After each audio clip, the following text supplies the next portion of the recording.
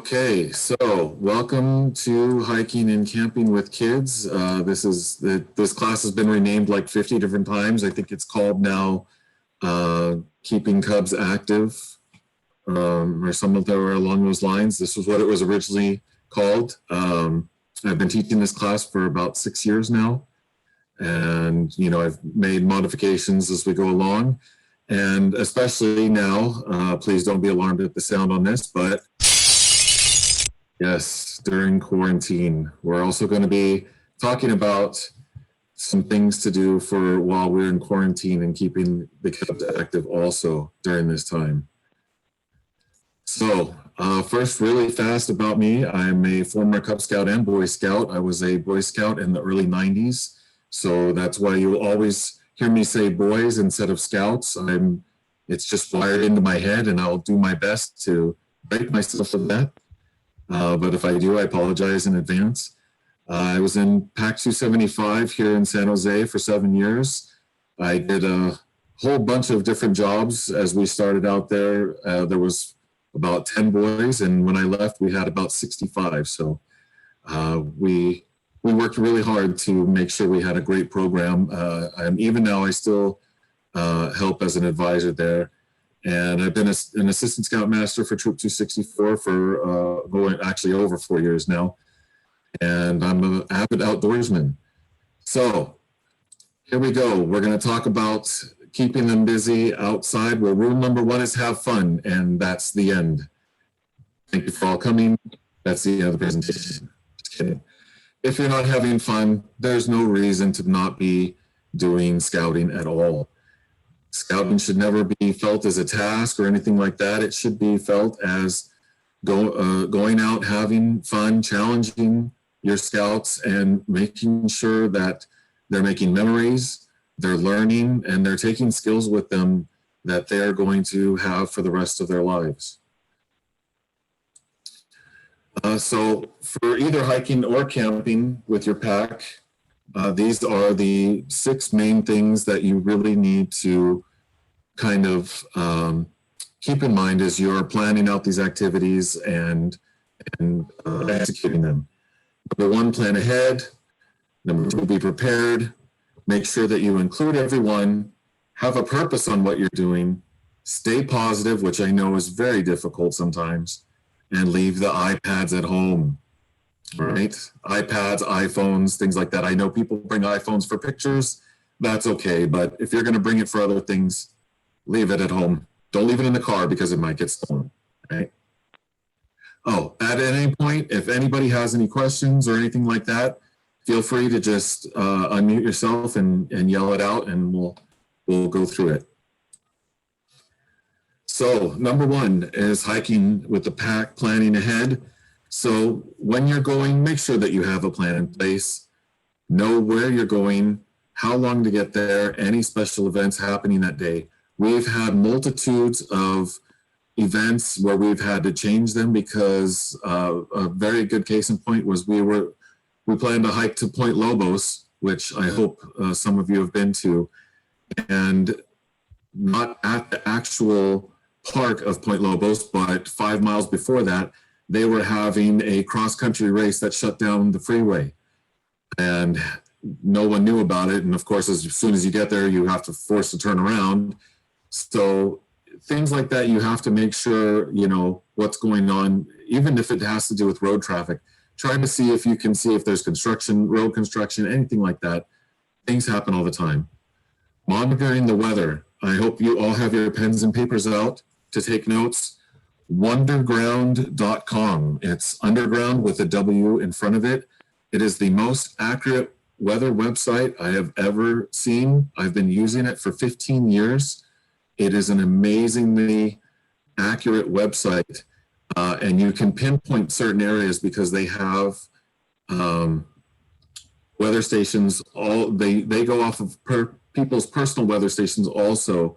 So wherever you're going, if there's someone close to there, you're going to get a much more accurate idea of what the weather's going to be. And know what requirements can be accomplished while hiking.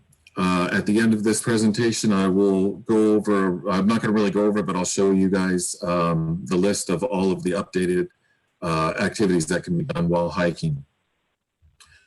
This place that you see up here on the right-hand corner, the picture that you see there is actually called, it's a black sand beach. It is called Marin Headlands. It is on the other side of the Golden Gate Bridge. It is a beautiful, beautiful beach to go and take a little hike to. Just so you guys know, and you might want to write this down if you ever do plan to go there. The place you want to park is Upper Fisherman's Parking Lot. It is a tiny little hole in the middle of this road, and if you drive by it, you've missed it. So Upper Fisherman's Parking Lot is where you want to park in order to get to this black sand beach right here. And it is amazing. The kids will love it, and you will see lots of people taking mementos, even though you're not supposed to, of course, but you see people doing it all the time because it's a beautiful, beautiful place. So now in quarantine, how do we make this work? Well, one way to make it work is keeping the group small. Go by den as opposed to going by the whole pack. Make sure you pick somewhere that is wide open enough to accommodate other hiking traffic. Those places could be things like Alum Rock Park, where they have a nice wide walking area to go through and not so many narrow trails. Have a pre-hike meeting, reminding about social distancing and wearing a mask. I don't know if anyone has tried hiking in a mask yet. It's hard enough to hike without a mask, and now we're going to put a mask on. It gets a little difficult to do. So make sure you wear a mask that would be comfortable with you. The last part of this, I cannot stress this enough. I'm sure you guys have all heard the expression CYA. Well, this is scouting, so we're going to say CYB. Cover your behind. Make sure 100% that you review all of the guidelines that have been set forth by the Silicon Valley Monterey Bay Council before doing any outside activities as a group. Please, please, please, I cannot say it enough. They have those posted on their website. They actually just came up with an updated version, I believe last week. So please, please make sure that you go over all of those guidelines before planning anything. You're going into areas of liability at that point, and you don't want to be in that spot, right? So the next part of hiking is being prepared. Well, obviously clothing, hiking boots, hiking stick, and a mask are now a mask is required. Clothing, make sure your scout is dressed comfortably. Hiking boots, I get asked all the time about hiking boots. This is how we would do it in our pack, is we have in one of our sheds, we have a tub filled with hiking boots that boys have outgrown. So the newer boys can wear them for a couple times, and then when they've outgrown them, you put them back. Obviously, you clean them in between, obviously. But hiking boots are expensive. If you go to Big Five, they usually have pretty good deals on hiking boots for boys if you don't want to go that route. But I would wait until they are, 15, 16 before you decide to go spend that $200 on those REI super boots that they've got over there, right?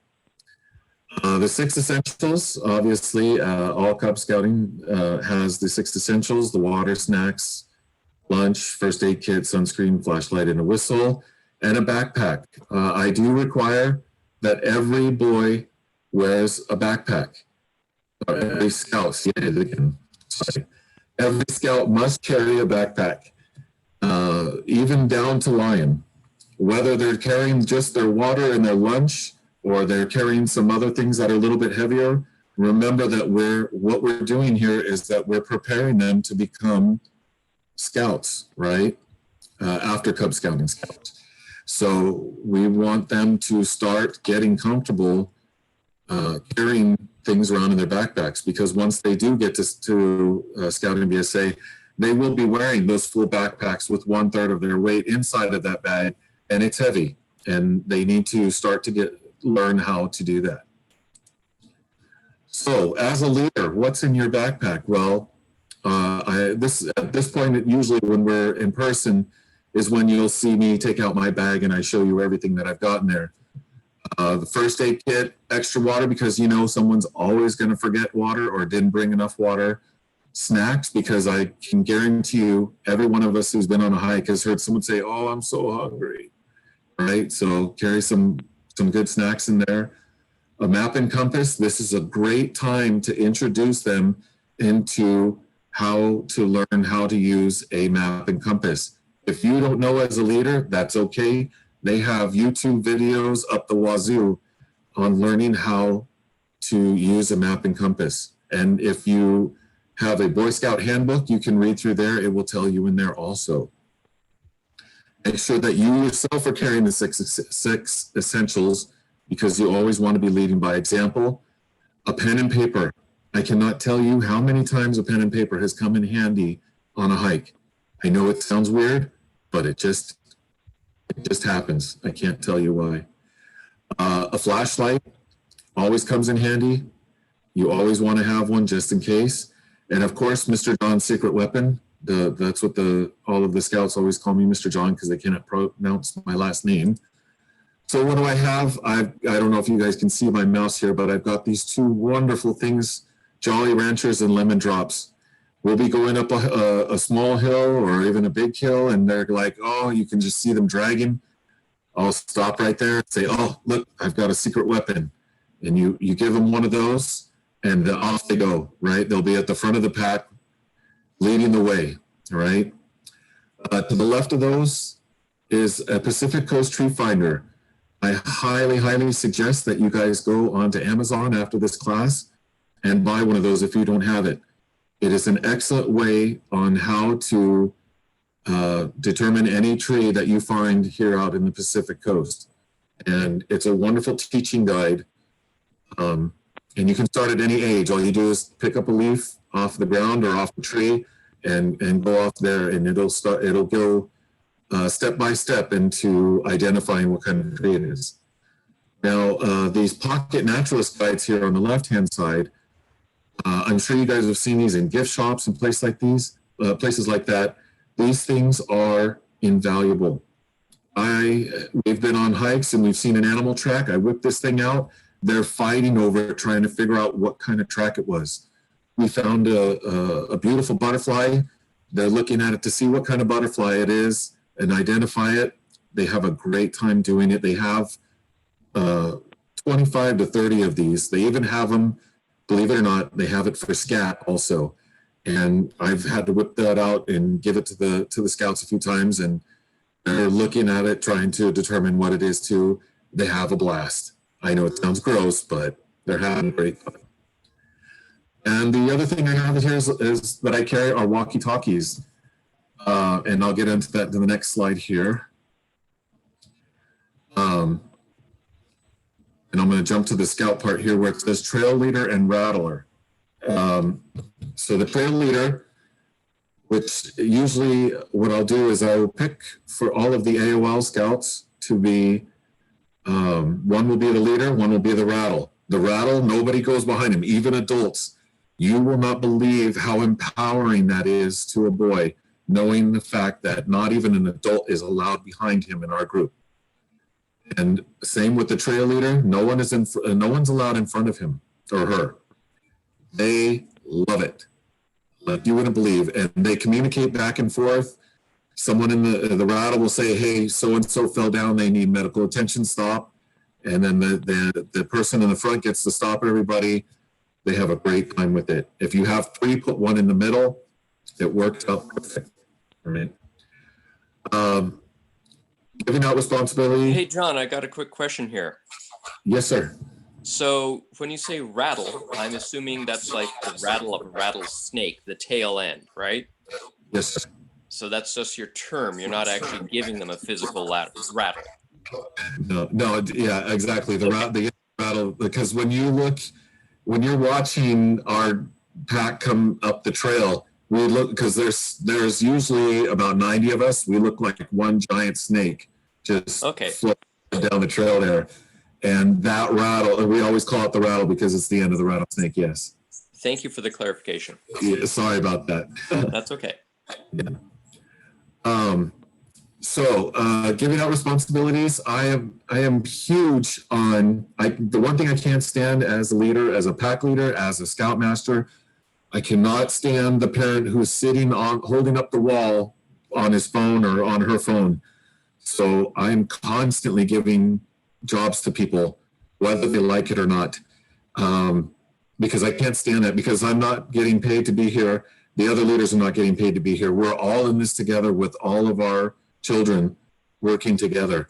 So I'm constantly saying, hey, I need your help with this. Not can you, it's, hey, I need your help with this. It's a much more direct and demanding, and it's received better than, can you please help me, right? And even the parents, if you have, and I'm pretty torturous this way too, if I've got a father who is Mr. Hiker and he wants to be at the front of the front of the line and pushing the pace a little bit, I'll make him the caboose. And that way, he's pushing the back of the line to make them go a little bit faster instead of dragging everybody forward, right? And then that way, we're not spread out so far that they'll be done an hour before everybody else, right? Also, you can have parents do some research. They can organize the hike, have them find out what's, what kind of a plant grows on this trail. What can we see on this trail? What should we be looking for when we go on this hike? Things like that, right? And when it comes to the scouts, the map holder, I always make sure that I've got at least 5 to 6 printed maps for each hike, and I'll give them to the AOL scouts and say, okay, where are we going? How are we going to get there? What's in our way? Anything like that. What should we be looking for? You always have to put it back on them, because you want the boys to really work at learning how to plan things out, how to survey the map, survey the landscape, and see what they're doing, right? Having a purpose. So everyone likes awards. It's hard. Sometimes it's hard to be a little bit creative, but as you can see on the right-hand side, I actually couldn't find mine when I took the picture of this, which I have found since then. I need to update the picture. We would have a necklace for hiking miles. So one color equals 1 mile, one color equals 5 miles, one color equals 10 miles. That would be like the total, like how many that boy has hiked over that time. Or even, I would even give them, if we were on the trail and we just did a really hard hill, oh, you get a hard hill bead, I would make that like a special different colored one or something like that. And of course they would lose it, so I'd have to give them another one the next meeting. But, things like that. Beads are not expensive. You can get them at Michael's for very cheap. You can get a big giant variety pack off of the internet. But those little things sometimes, they're incentive to, if I see this hill's coming up and I say, oh man, this is going to be killer, I'll tell them right off the bat, okay, we got a big hill bead coming up, let's go. And then phew, they're gone, right? And that goes with starting a program. Now, the district does offer some programs for us. As you can see here, I'm going to start on the right here with the Monterey Bay Trekkers. This is one of the best programs that we ever did as a pack. If you go online and you look up Monterey Bay Trekkers, I believe it's just .com, and they will give you the list of where to go for all of these hikes and the requirements to get each rocker. I'm sure you guys can't really tell, but the main patch in the middle there, is literally bigger than the palm of my hand here. It's a really big, beautiful patch. If you put it on the backdrop of the red vest, if the boys wear the red vest, it looks beautiful. And then once you start putting rockers around it, it's great. Now, I do know for a fact that I believe Wilder Ranch and Garland Ranch have had some burn damage in the last few months.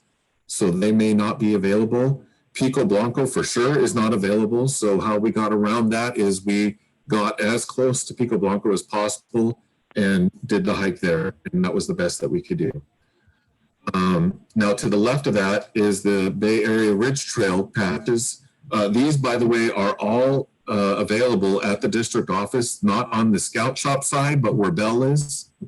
On that side, Belle, if you go to Belle and tell her you need them, she has them there. I'm not going to lie to you. They're not cheap. As far as patches go, they are pretty expensive. Now for the Bay Area Ridge Trail, obviously there's the north, south, and east and west. For the north portion, we did the Sibley Volcanic Preserve. There's an actual volcano that used to be in Oakland. It's deteriorated and broken down quite a bit, but you can still see remnants of it there, which is really nice. For the west, we did the Marin Headlands, which I explained to you earlier. For the south, we did two. We went to Alum Rock and Coyote Creek. And for the east, we did Mission Peak. Now, I say we did Mission Peak, we didn't get to the top of Mission Peak. You know, as you know, if any of you have been to Mission Peak, it is not easy. And we had people dropping like flies, even some hills. So keep that in mind, you know, if you choose that for your east hike. But these are wonderful programs to do. You can plan them out in advance, and it's a lot of fun. As you can see, this is the first picture that doesn't have blurriness or weirdness to it. My original presentation, because we are recording this session, I had to take out all of the pictures. So this is my son. This was years and years ago. He's now much older. But this is at Fremont Peak, not Mission Peak, but Fremont Peak, which if I go back here, you'll see down here at the bottom right hand, the bottom here with that tower right there. It is in Salinas. It's a beautiful, wonderful hike. It's a very small, short hike, depending on where you park and how far you want to go. But it's very rewarding, especially if you have younger boys.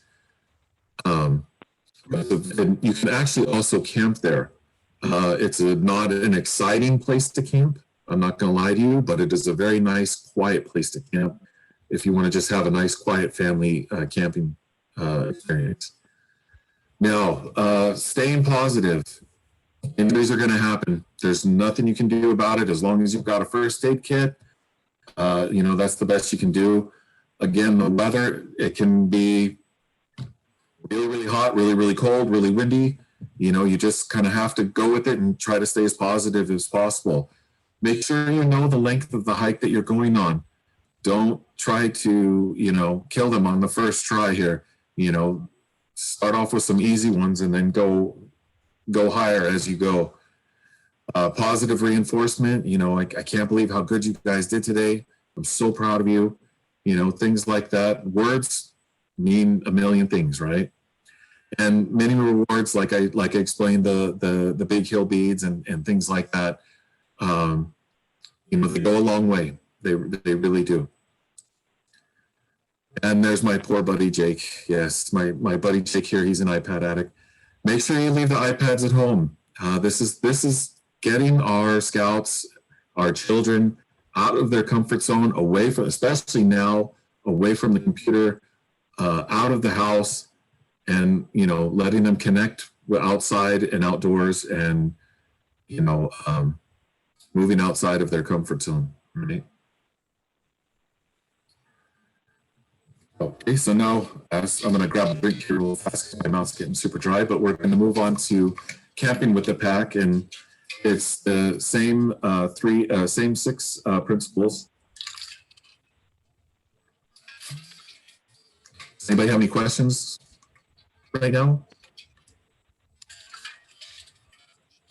How fast can I make it go over? I'm going as fast as I can.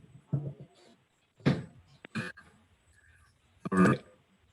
So in quarantine, and I put it first this time, I should have put it first last time. Please, please, please, please review those guidelines before doing anything. Now, camping is much more difficult than hiking. Now we're talking logistic issues. Parking, cooking, camping size, tenting situation, even some of the biggest group campsites in the area are not going to be able to hold as many tents that may have to happen now. So you're really, really going to have to make sure you plan this out really, really well. If you've got 15 families going, now you're talking about 15 tables, 15 stoves, 15 cars parked, 15 tents. You know, it adds up really fast and it becomes a logistical nightmare. The best route right now, which I'm sure hopefully some of you are doing, is backyard camping. Our troop is actually holding a camp out on Halloween this year because I'm pretty sure there's not going to be a lot of trick-or-treating this year. And we're doing things like spookiest costume, who can make the spookiest dessert, who can make the scariest food, the scariest background, all sorts of things like that. So you got to kind of be creative, think outside the box. If anything, quarantine has taught us is it's challenged us to think outside of the box and try to be more creative. So that's basically, you know, the challenge put in front of all of us as leaders is how can we keep this ball rolling without losing everybody, right? So when we are able to go back to regular camping, and even for the backyard camping, make sure you plan ahead. Book ahead of time. Most parks will allow you to book a year in advance. Mount Madonna will allow us as BSA members to book a year in advance. I said it, a year in advance. So please take advantage of that because sites like that go like that. So make sure that you plan ahead as best as possible. Sunset Beach is a place where we always would go as a pack at the end of summer as kind of like the last hurrah before the scouts would go back to school. You have to book that, 6 months in advance, and you still have to book like a whole week's worth and then cancel, and it's crazy, right? So make sure you are taking advantage of all of those things. Try to avoid holiday weekends. As you know, holiday weekends sometimes brings out the partiers. There's been a few campouts where we've listened to hardcore rap music until 4 a.m. So make sure, you try to avoid those holiday weekends when there's going to be a lot of people there. It's going to be overly crowded, and you're not going to have as much access to things as normal. Have a loose schedule of the events that you're going to. Have a theme, and we'll get to the theme part in a little bit here too. And make sure you have an item list for new families. There are some new families that never been camping before. Before you send them out to go buy a new tent, tell them to go borrow a tent from someone, and make sure they set it up before you go camping, so you can make sure that all of the poles and everything's there, and there's not a giant rip in the top or anything like that. Right? Always make sure that they've set it up beforehand. It killed me to take this picture out because this is a beautiful picture of our pack at the campfire here. So now it looks weird and you can't tell who anybody is. So be prepared. Make sure you have, make sure you have precise directions on how to get there. 1 week before we're even going camping, we always send out a very detailed email about how to get there, what to do when to get there, where to park, everything, what to bring, what the weather's going to be like, everything. Now, menu planning, obviously, what we do as a pack, and it seems to have always worked, and I know a lot of people that I've spoken to have adopted our plan on doing this, is that we arrive Friday evening and we tell everybody that Friday evening is on you as far as dinner goes. So bring your dinner up, whether it's Taco Bell, Little Caesars, Subway, whatever the case may be. Starting Saturday morning, you are now on the PAC's time. You're on PAC menu. All of the food will be provided by the PAC, and it will be cooked by all of the adults and AOL scouts. So please do not bring any extra food because, you know, if you have one kid running around going, I got Oreos, and the other kid says, I don't have anything, and they start crying, now you have a problem, right? So make sure you let people know that from Saturday morning till Sunday we leave, you know, you're on the PAC's time at that point. Checking the equipment, that doesn't mean just your personal equipment, that means the PAC equipment also. If you guys have PAC stoves or anything like that, make sure everything works.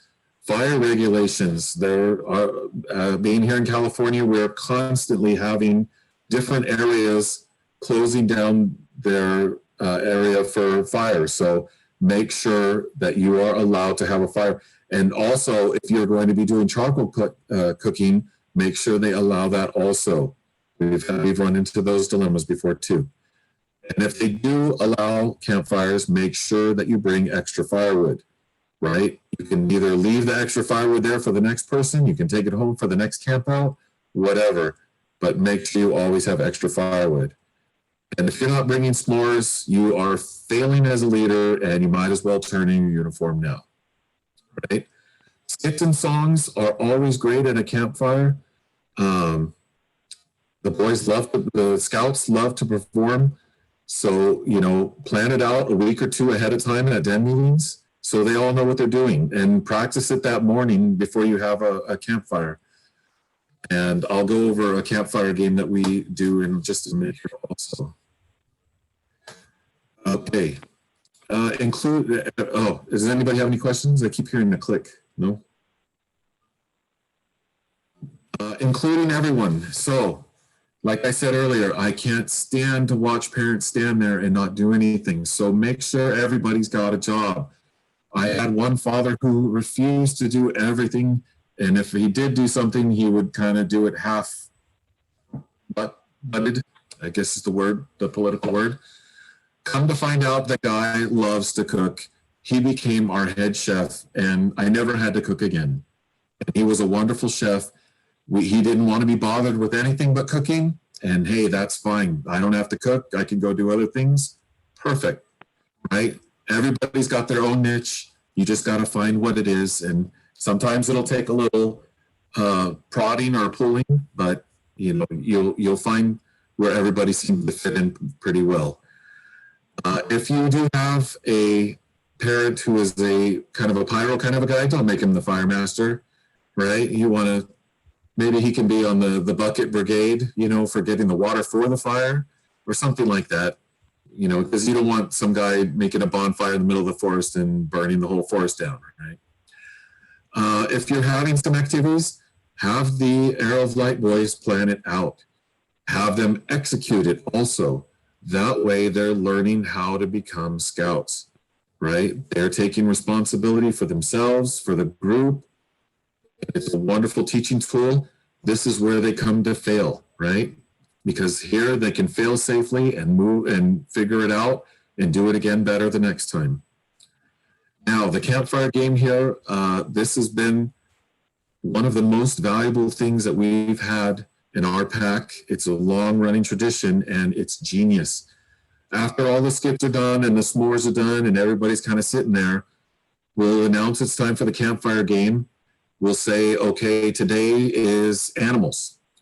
So I'll start, I'll say, and we go alphabetically. I'll say antelope. The next person will say alligator. And so on and so on and so on and so on until nobody can think of, make sure you go in a circle, you know, and don't forget anybody. And so nobody can think of any A's. And then we move to B. And, you know, buffalo, bison, blah, blah, blah, blah, blah, blah.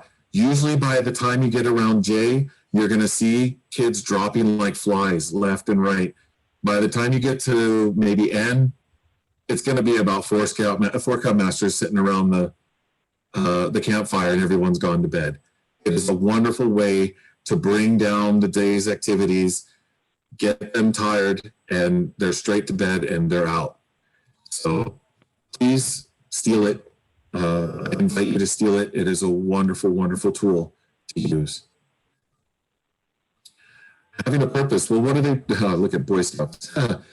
Having a purpose. They're training to be scouts. You don't see the word boy there. It's an illusion. this, you know, this is all about this is what scouting is all about, right? Is going out camping.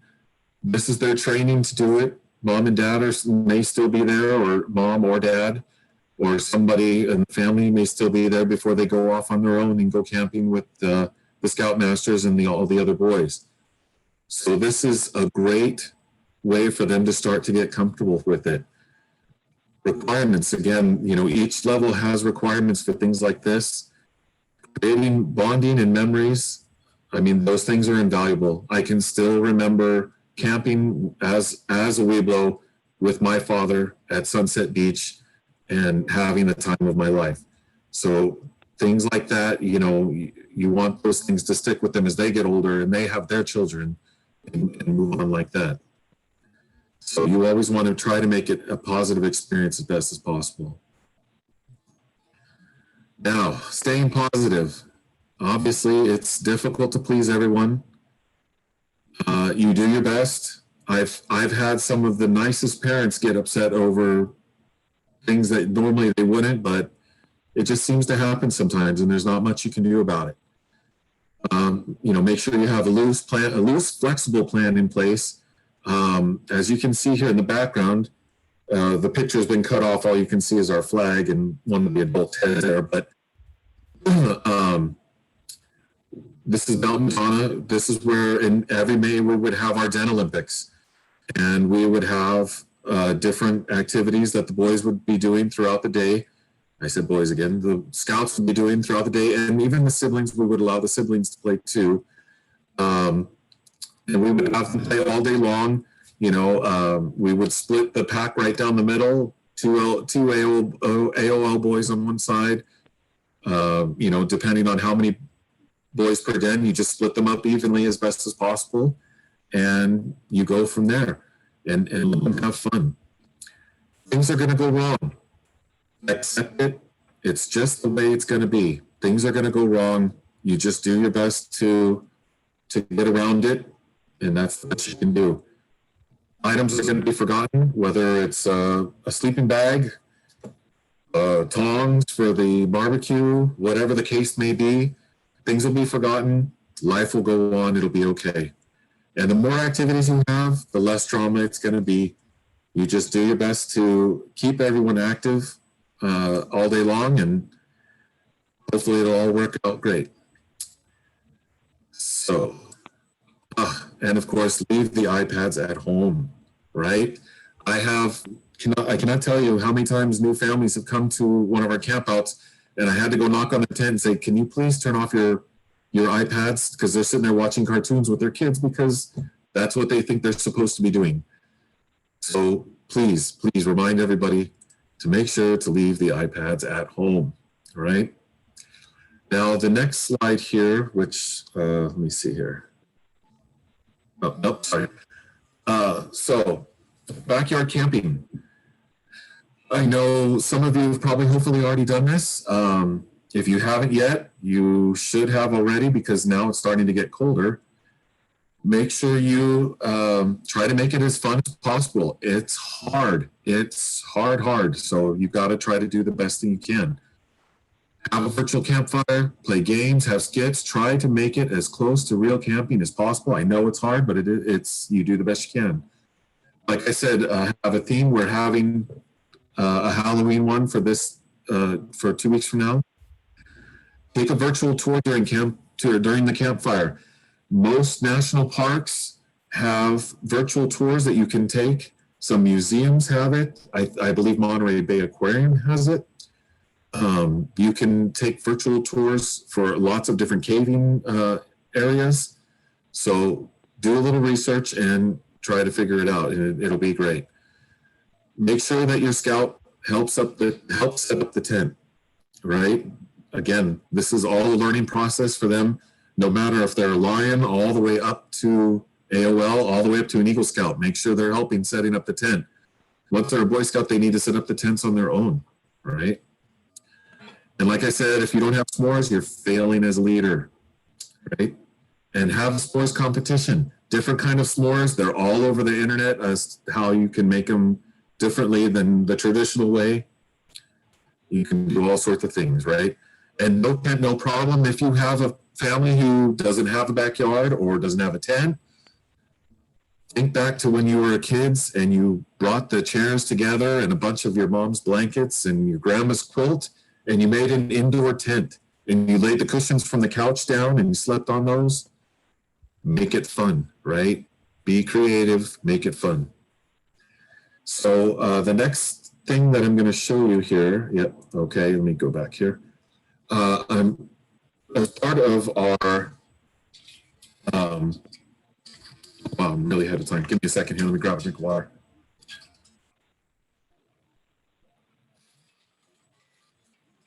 As part of our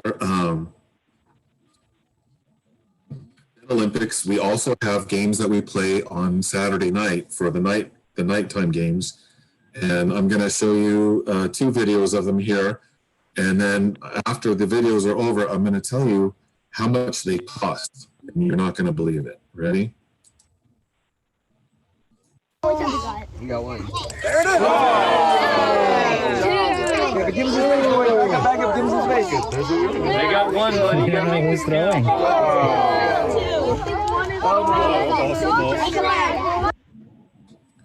All right, that's the first one. And here's the second one. Hold on. There you go. Oh, yeah, good one, Dan's head. Darky couldn't even see Mr. Dan's head. One. I got it. Interference from Mr. Dan's head. Interference! That just threw you up the game there, huh? 4. A little higher. 5. Oh, wait, where are the rest of the ball? Done, Peyton, come back. Peyton. Not done yet. 10. Not done yet? 10. You gotta do it all over again. 5 more. Back up. 6. Behind the line, buddy. Behind the lines. 7. 8. 9. Here we go. Stop it. 10. Oh, perfect score. I can't tell you how that never gets old watching that year after year after year, but so much fun. It's super cheap. They're all from the dollar store. It's all it is those packets of dollar store glow sticks.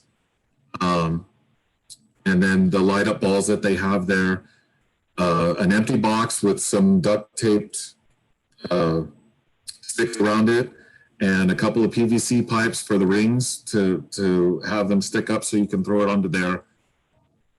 $20 for 40 kids, and they have a blast. And when you're done, I usually take them apart and give them to the kids to go play with them before they go to bed, and they have a great time with it. Right? So something to think about, something, like I said, steal it all. I'm more than happy for you to take it all. So at the end of this, I will give you my email, and if you want a copy of the presentation, I can send it to you. These are one of the things that we have here. I'm not going to go over all of it here, but these are our rules and regulations as a pack. And we originally wrote it, I think there was only like 10, and we had to add on things as we went. As you can see, number 8, I had to add on, believe it or not. I don't know, I can't really see how many of you are laughing because everybody's cameras are off. But yes, number 8 had to be added on. You don't want to know. But we've always had to add things on as we've gone. You're more than welcome to steal this, change it, do it any way you'd like to do. We do have the family sign it because, we want them to understand that we're not here for them. We're here for all of us. Everyone's family is involved here. So, we ask that you all follow the guidelines of our pack, right? When we do go different places, we have scavenger hunts. So here's the beach scavenger hunt list that we use. Here's the regular one that we use for when we go camping at places like Mount Madonna or anything like that. The very last one, I had to add that on, and that was from an adult, not from a scout. I know, I'm laughing too. And here is the very long list of all of the requirements that can be done for hiking. And here are the ones for camping, which if I went over all those, you guys would all just drop off. So we're going to go over all of those. but like I said, it's included in the presentation here. So if you want, like I said, I will put my my email in the chat here. If you'd like a copy of the presentation, I'll be more than happy to send it to you. So does anybody have any questions?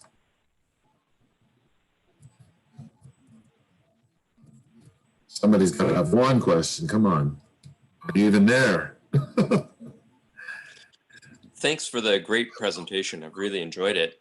Are you going to make these slides available to us? I really wanted to catch more of your rules. I think those would be very helpful. Yeah, so I put my email in the chat here. You can just email me and then I will send you back the presentation. Great, thanks. Yes, thank you. Does anybody else have any questions? Somebody's got to have a question. Come on. Make one up. John, this is Brian. Yes. I just wanted to comment that for those that don't know me, I actually am one of the University of Scouting instructors as well, and one of the deans. But one of the courses that I teach at the Scouts BSA level is Introduction to Backpacking, and I'm just glad to see that at the Cub Scout level, you're encouraging the Cub Scouts to hike and carry backpacks, set up their tents, and participating in helping the group, because all of that is very important at the next level when they go into Scouts BSA and they start backpacking in the wilderness, and they all need to carry their own gear and be self-sufficient and help the group have a successful trip. So great job doing that. Yeah. And like I said earlier in the presentation, part of the reason why they're here in Cub Scouts is training to become Scouts. And learning those about having this time to do this now is really valuable in order for them to ramping up and up and up and up as they go. And because it's going to get more difficult. Once they get to Scouts, it can be much more difficult to go. I believe it's Aga. I'm not sure if I'm saying your name correctly or not. I apologize. You can switch to our pack, but you can make your pack just like that too. It's super easy. All it takes is hard work. Anybody else have any questions? Like I said, I put my email there. If you have any questions, if you ever need any help or advice, I am more than happy to help out in any way possible. So you can always email me and ask me. I'm glad to help. And yes, please rip off as many ideas or anything that you can take out of this presentation. Manipulate it, change it any way you want is fine. I will be super happy with that, because that means that you adapted it to you and to your Scouts. I see a familiar face. All right, does anybody else have any questions? Going once, going twice. Yeah, I have a question. Yes, please. Thank you, Alyssa. So my question is there like a list of recommended local hikes to do with kids? So we went to Castle Rock, that was recommended, right? And so just trying to think I know you mentioned the Monterey Bay Tracker, there's certain routes there, but do you have a list of a hike, since you're sharing all the knowledge that you accumulated? Yeah, you have to ask Patty. I'm just kidding. No, so I don't really have there's a list in here, unfortunately. Obviously, because we are where we are here, Alum Rock is number one always. It's just right around the corner. Mount Madonna, Castle Rock is a wonderful place to go. All of the The trekker, so usually, so Alyssa is actually part of the pack that I've come from. And what we do is we try to every year plan 4 to 5 hikes. Of course, with quarantine, it doesn't happen that way.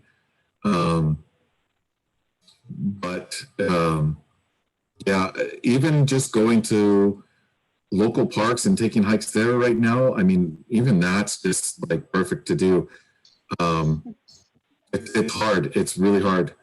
But I don't have like a list on me. I do have a list somewhere which I can find, and I would be happy to send you as soon as I find it. It's locked in the archives of my computer somewhere, so I've got to find it. But I will send that to you. If you can email me, and then I'll find it and send it to you.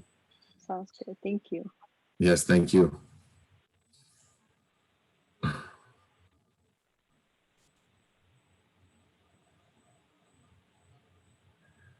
All right, so is this the Monterey Truckers?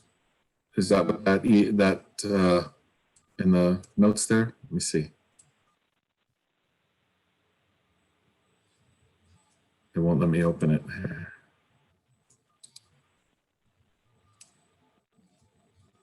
It won't let me open it. It won't even let me copy it. Oh.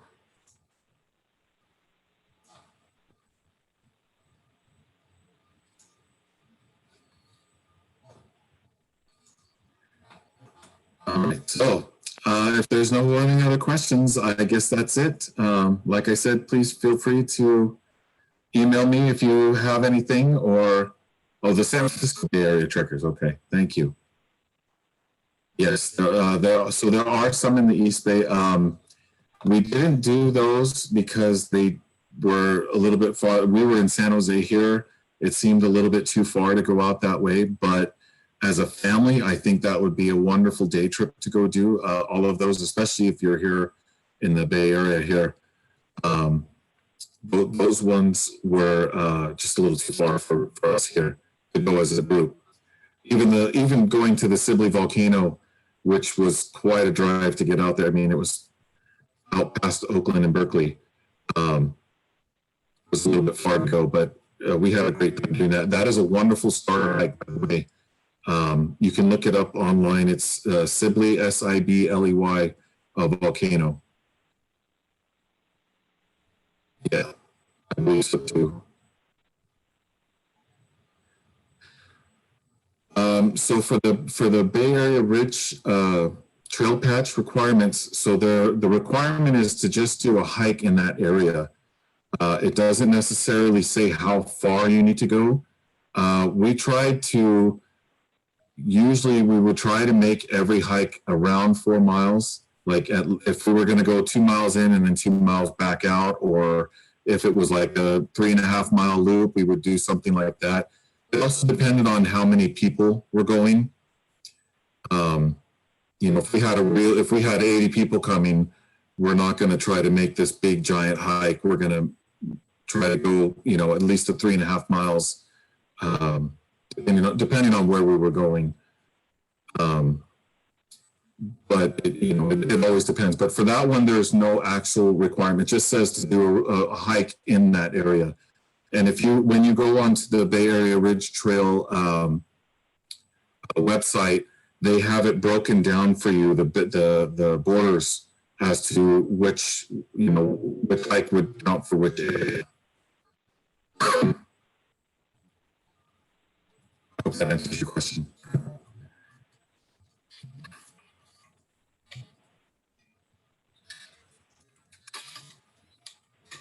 Okay, well, I guess that's it.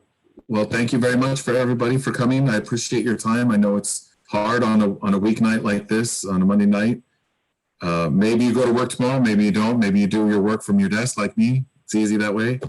So thank you all for coming. Thank you all for being a part of scouting and trying to take this extra step for your scouts and your pack. So thank you so much. Thank you, John. Yeah, thank you. Thank you. Thank you. Good night. Thank you. Good night.